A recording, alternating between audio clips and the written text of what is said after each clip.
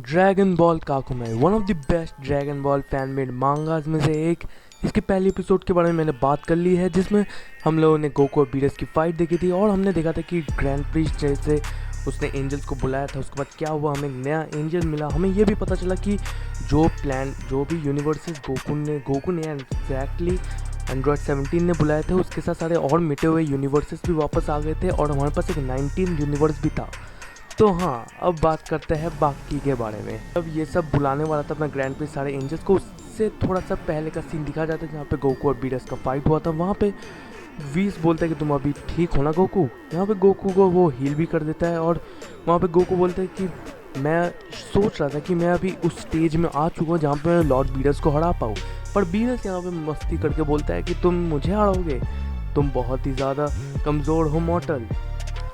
यहाँ पे वो बीरस उसे टॉन्ट मारा होता है, पर हाँ, जब वीज हील कर रहा होता है गोकू तब उसके पीछे एक निशान पड़ गया था। तुम्हें पता है कि पिछले एपिसोड में मैंने बात की थी कि कैसे चमड़ी उधेड़ दी थी हमारे बीरस ने, पर गोकू में बोलते कि उस चमड़ी उधेड़ वाली एरिया पे ज़्यादा हीलिंग्स मत यूज़ करो, उस मार्क को रहने दो, क्योंकि मुझे हमेशा याद अभी है, हमेशा उसे रिमेंबर रहेगा कि कैसे बीरस ने उसे मारा था।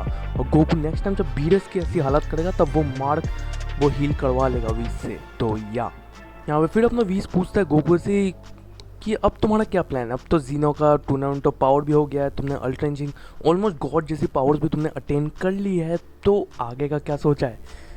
बिल्कुल हम लोग की तरह, जैसे कि करियर में क्या क्या सोचा है उससे भी वही पूछ रहा है कि तुम्हें आगे करना है। तो यहाँ पे गोकू बोलता है कि मैं अभी जो इस पावर को है, जो अल्ट्रा इंजिन है, इसको मैं और अच्छे से मास्टर करूँगा। और पिछली बार मैंने जिरेन को भी इससे अच्छी तरह नहीं हराया था। तुम्हें पता होगा कि गोकू बीच में गिर गया था, तुम्हें पता है वो जिरेन को ठीक से नहीं हरा पाया था, तो और उसने बीरस को भी वो नहीं हरा पाया। गोकू यहाँ पे ये भी बोलता है कि मुझे अभी चीची और अपने बच्चों से भी मिलना पड़ेगा, बहुत दिनों से हम मिले नहीं हैं। Responsible father Goku. यहाँ पे वीस गोकू को लेके जा रहा होता है अर्थ की तरफ, पर यहाँ पे गोकू थोड़ा सा स्मार्ट होता है। वो बोलता है कि मुझे तुम ये बताओ कि तुम अब क्या करने वाले हो। यहाँ पे वीस बोलता है कि मुझे कुछ अच्छा फील नहीं हो रहा है और थोड़ा सा इग्नोर सा कर रहा है गोकू, पर गोकू पकड़ लेता है। गोकू बोलता है कि मुझे पता है कि कुछ तो गड़बड़ की बात है, और जब भी गड़बड़ी की बात आती है तब मैं आता हूँ सब लोगों को सेव करने के लिए। यहाँ पे वीस से वो पूछता है कि क्या बात है, पर वीस उसे इग्नोर करता है। पर फिर गोकू के कंधे पे हाथ दे के बोलता है कि वीस बता सकते हो तुम मुझे। पर यहाँ पे वीस का हमें बहुत बड़ा क्रीपी चेहरा दिखता है जो हमें आज तक नहीं मिला है देखने को, जो बहुत ही ज़्यादा क्रीपी है। और आई एम टेलिंग भाई, दिस मांगा इज़ इनसेन। अगर ये मांगा कभी भी ऑफिशियल तरह एनिमेट हो, और आई एम हैप्पी ये अगर एनिमेट हुआ तो। बट एनीवेज, यहाँ पे फिर गोकू अपना हाथ वीस के कंधे से हटा देता है, क्योंकि उसे पता चल चुका है कि वीस अभी बहुत ज़्यादा सीरियस है। क्योंकि वीस हमेशा बहुत कैजुअल रहता है, पर इस टाइम वो बहुत ज़्यादा सीरियस है। यहाँ पे वीस बोलता है कि तुम यूनिवर्सेस के प्रॉब्लम में मत आओ, तुम यहाँ पे पिस जाओगे और तुम्हें लेना भी नहीं चाहिए इतनी सारी प्रॉब्लम। पर गोकू बोलता है कि अब मैं भी यूनिवर्स की प्रॉब्लम्स ले सकता हूँ और मुझे भरोसा करो मेरे ऊपर, मैं ज़रूर मदद करूँगा। यहाँ पे वीस थोड़ा सा सोचता है, बोलता है ठीक है, मैं तुम पे भरोसा करता हूँ, पर अभी ग्रैंड प्रीस्ट ने मुझे बुलाया है तो मुझे वहाँ पे जाना होगा। और उसे वो एक बटन देता है, जैसे जीनो उसे एक बटन दिया था जिससे कभी भी प्रेस करे तो जीनो आ सकता था, वैसे ही वो बटन दिया जाता है गोकू को वीस की तरफ से कि इस बटन को तुम दबाओगे तो वीस कभी भी आ सकता है और उसे सिग्नल मिल जाएगा एब्सोल्युटली। पर इन्हीं की कन्वर्सेशन में इन्हें एक बहुत पावरफुल एनर्जी सेंस होती है और वो लोग एकदम से रुक जाते हैं और वो लोग देखते हैं अपने नीचे यूनिवर्स ज़ीरो को। ये वही यूनिवर्स ज़ीरो है जिसमें से वो लेडी आई है जो हमने पिछले एपिसोड में बात की थी। हाँ, 19 यूनिवर्सेस है, 18 नहीं है, 19 यूनिवर्सेस है। यूनिवर्स ज़ीरो से यूनिवर्स 18, अपना मैथ तुम लोग लगा सकते हो।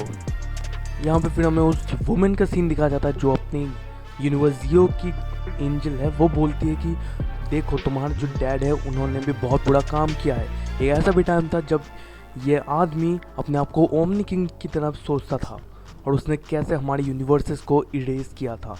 यहाँ पे ग्रैंड प्रिंस ये सब सुन के अपना आपा काबू करके रखता है, और उसके बाद अपना जो ग्रैंड प्रिंस होता है वो बहुत ज़्यादा गुस्सा हो जाता है और फिर एक बहुत बड़ी पावरफुल आइस विंड वो बहुत पावरफुल आइस विंड छोड़ता है, जिससे सारे के सारे एंजल्स के पैर फिसल जाते हैं। पर फिर सारे के सारे एंजल्स पूछते हैं कि ये क्या बता रही है, औरत क्या बताना चाहती है। यहाँ पे ग्रैंड प्रिंस सच बोलता है कि वो जो औरत है वो तुम्हारी माँ है। और एक टाइम पे ऐसा भी था कि सब कुछ सही था, पर यूनिवर्स ज़ीरो से बहुत पावरफुल सी एनर्जी निकलती थी जो बहुत ही ज़्यादा पावरफुल थी, और उसकी वजह से जो बैलेंस ओमनी किंग बनाना चाहते थे वो बहुत ज़्यादा डिसरप्ट हो रही थी। इसलिए ग्रैंड प्रिस्ट बिना ओमनी किंग को बोले उस सारे यूनिवर्सेस को डिस्ट्रॉय कर देते हैं, क्योंकि उनकी ही वजह से जो बैलेंस था यूनिवर्सेस के बीच में वो डिसरप्ट हो रहा था, और उसी की वजह से उन्हें करना पड़ा। ज़्यादा टाइम नहीं था, अगर वो थोड़ा भी सोचते और समझते तब तक सब कुछ बर्बाद हो जाता।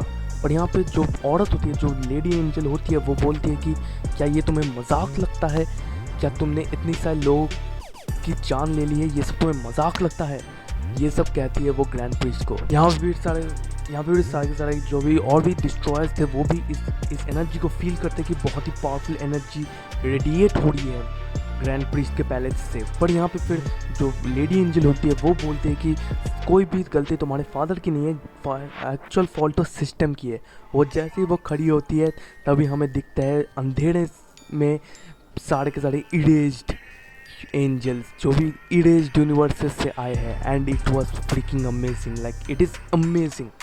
यहाँ पे हमें एंजल्स और डिस्ट्रॉयर्स की बहुत सारी कन्वर्सेशंस हमें दिखती है जहाँ पे ये लोग ग्रीट करते हैं एक दूसरे को, और बहुत ही खतरनाक इनकी वाइब्स भी आती है। पर द मेन पॉइंट इज कि हमें इनमें से फ्रीजा दिखता है। हाँ, वही फ्रीजा जो गोकू से पीटता था, वो अभी बन चुका है यूनिवर्स 18 का गॉड ऑफ डिस्ट्रक्शन, और उसके पास खुद का एंजल भी है। यहाँ पे फ्रीजा 20 से बोलता है कि देखो तुम्हारी डिसीजन की वजह से मैं अभी कहाँ आ चुका हूँ।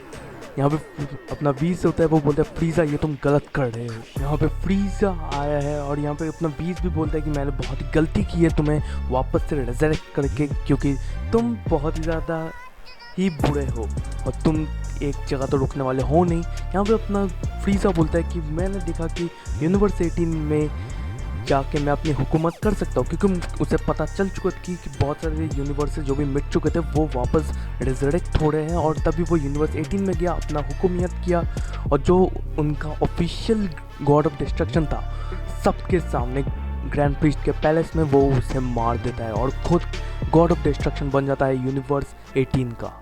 ब्रो, दिस मांगा इज क्रेजी गोइंग। ये अभी सिर्फ एपिसोड 2 मतलब चैप्टर 2 में है, और अभी भी बहुत कुछ मुझे कवर भी करना है, and it is going crazy right now. तो फिर वीस फ्रीजा को बोलता है कि तुझे पता भी नहीं कि क्या हो रहा है, तो अभी मल्टीवर्स लेवल का भी अभी सेट बन चुका है, और इसके क्या नतीजे हो सकते हैं तुम्हें कोई अंदाज़ा नहीं है। यहाँ पे फ्रीजा पूरी तरह अपने पॉइंट पे आता है, वो बोलता है कि गोकू कहाँ है, गोकू से मुझे मिलाओ। यहाँ पे फिर वीस बोलता है कि मुझे गोकू के सिग्नल्स नहीं मिले। यहाँ पे ग्रैंड प्रीस्ट बोलता है गोकू के साथ इसका क्या तालमेल है। यहाँ पे वीस बोलता है कि हाँ, उसने गोकू को यूनिवर्स 0 के वहाँ पे छोड़ के गया था, उसे एक बटन भी दिया था, पर ना ही उसे गोकू की ऑरा महसूस हो रही है, ना ही उस बटन का कुछ महसूस हो रहा है, और वो महसूस कर भी कैसे पाएगा, यूनिवर्स 0 की ऑरा ही कुछ पावरफुल है। यहाँ पे फिर हमें एक एंजल दिखता है उन करप्टेड में से, जो बोलता है कि क्या तुम उस मॉडल की बात करो जो गधों की तरह चिल्लाता है, तुम चिंता मत करो, हमने उनका बहुत ही अच्छे से ख्याल रखा है, जैसे कि हम सबका करते हैं। यहाँ पे अपना जो ग्रैंड प्रीस्ट है वो बहुत ज़्यादा चिंतित हो जाता है, सोचते हैं कि गोकू के साथ इसका क्या है, क्योंकि गोकू तो एक नॉर्मल सा सेम था, अब क्या ऐसा कुछ है जो उसको नहीं पता पर इन सबको पता है। यहाँ पे फिर हमें जो लेडी एंजल दिखती है वो बोलती है कि अब तुम ज़्यादा सोचो भी मत, और फिर हमें दिखता है गोकू जो इम्प्रिजनमेंट होता है, उसके चारों तरफ चेन्स लगे होते हैं, ही स्ट्रगलिंग, और यहाँ पे गोकू बोलता है कि आई एम सॉरी वीस। यहाँ पे फिर उनमें से एक और जो गॉड ऑफ डिस्ट्रक्शन होता है वो बोलता है ग्रैंड प्रीस्ट से कि सबसे पहले तो जो तुम्हारा सिस्टम है इसे पूरा तहस महस कर दो, इसकी कोई ज़रूरत नहीं है, और तुम खुद भी इस सिस्टम से निकल जाओ। यहाँ पे फिर बाकी और एंजल्स होते हैं जो अच्छे वाले एंजल्स होते हैं, और वो चिंतित हो जाता है ग्रैंड प्रीस्ट के लिए, और फिर ग्रैंड प्रीस्ट बोलता है कि बिल्कुल चिंता मत करो मेरी। यहाँ पे फिर एक मस्कुलर सब गॉड ऑफ डिस्ट्रक्शन आता है ग्रैंड प्रीस्ट के सामने, और वो बोलता है कि अब सब कुछ हमारे कंट्रोल में है। यहाँ पे अपना ग्रैंड प्रीस्ट बोलता है कि हाँ, तुम क्या ही करोगे, लाइक गीगा चैट अपना ग्रैंड प्रीस्ट बोलता है क्या ही कर लोगे। फिर यहाँ पे जो लेडी एंजल होती है वो आती है ग्रैंड प्रीस्ट के सामने, वो बोलती है कि एक भयानक जंग, एक मल्टीवर्सल जंग, जहाँ पे सबको सारे मॉर्टल्स इमॉर्टल्स जो भी है वो सब पार्टिसिपेट करेंगे, और वो लोग डिसाइड करेंगे वो लोग किस सिस्टम के पास जाएंगे। मतलब simple she created the 5th great Ninja war like Obito did, lol.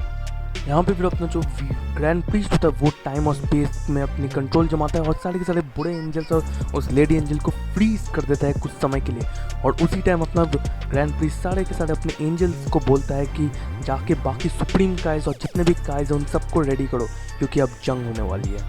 सारे के सारे लोग जाते हैं अपने के अपने सुप्रीम काइज को लेके आते हैं और वो लोग पहले डरते हैं, पर लड़ाई के लिए सब लोग रेडी हो जाते हैं। यहाँ पे फिर अर्थ का सीन दिखाया जाता है जहाँ पे नॉर्मली सब लोग मस्ती मजाक कर रहे हैं। यहाँ पे हमें दिखती है चीची जो गोकू के लिए बहुत ज़्यादा ही मतलब वरीड रहते हैं, यू नो कैसी है वो।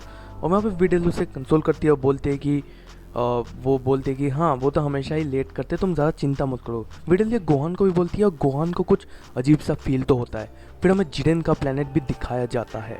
यहाँ पे जिरेन भी दिखता है जो अपना नॉर्मल से अपना पेट्रोलिंग करता रहता है, नॉर्मल सर के तहत दुश्मन को मारता होता है, पर उसे भी कुछ गंदा फील हो रहा है आसमान से। यहाँ पे फिर यूनिवर्स 6 में हमें हिट दिखाया जाता है, हमें केपला दिखाई जाती है और कॉलिफ्ला काबा बाकी सब दिखाए जाते हैं, उन्हें भी कुछ फील हो रहा है। और फिर आसमान से हमें दिखता है ग्रैंड प्रीस्ट की आवाज़। यहाँ पे बोलता है कि मैं हूँ ग्रैंड प्रीस्ट और मैं एक ऑर्डर देना चाहता हूँ। सारे के सारे बुरे एंजल्स और गॉड ऑफ डिस्ट्रक्शन आ चुके हैं हमारी दुनिया की सिस्टम को हिलाने के लिए, और मैंने उन सबको फ्रीज़ कर दिया है 2 साल के लिए। मतलब फ्रीज मतलब तुम्हें पता है टाइम और स्पेस को फ्रीज़ कर लिया है, और मैं चाहता हूँ कि तुम सब हमारी मदद करो। यहाँ पे ग्रैंड प्रीस्ट ये भी बोलते हैं कि अब तुम लोगों को चूज़ करना होगा कि तुम्हें किस साइड में जाती हैं, बुरे एंजल्स या अच्छे एंजल्स हमारी इच्छा से। अब सारे के सारे कंफ्यूज हो जाते हैं कि ये हो क्या रहा है। यहाँ पे हमें जिरेन का सीन दिखाया जाता है जो कंफ्यूज होता है, काबा और फिर केल और कॉलीफ्ला सब लोग कंफ्यूज होता है। यहाँ पे फिर अर्थ में दिखाया जाता है, यहाँ पे क्रिलिन बहुत ज़्यादा ही घबरा जाता है। यहाँ पे फिर वेजिटा बोलता है कि क्या तुम लोगों ने सब कुछ सुना। यहाँ पे फिर वेजिटा से भी पूछा जाता है कि उसे पता है गोकू कहाँ है। यहाँ पे वेजिटा बोलता है कि नहीं मुझे नहीं पता गोकू कहाँ है। पर फिर हमें दिखाया जाता है यहाँ पे चीची रो रही है, बहुत ही इमोशनल सा सीन होता है। और हमें फिर लास्ट में पैनल में दिखाया जाता है कि गोकू भी उस 2 साल के पीरियड के लिए वो भी फ्रीज हो जाता है। और यहीं पे अपनी चैप्टर 2 खत्म हो जाती है। तो हाँ, आज की वीडियो में इतना ही, मिलते हैं अगली वीडियो में, तब तक के लिए गुड बाय।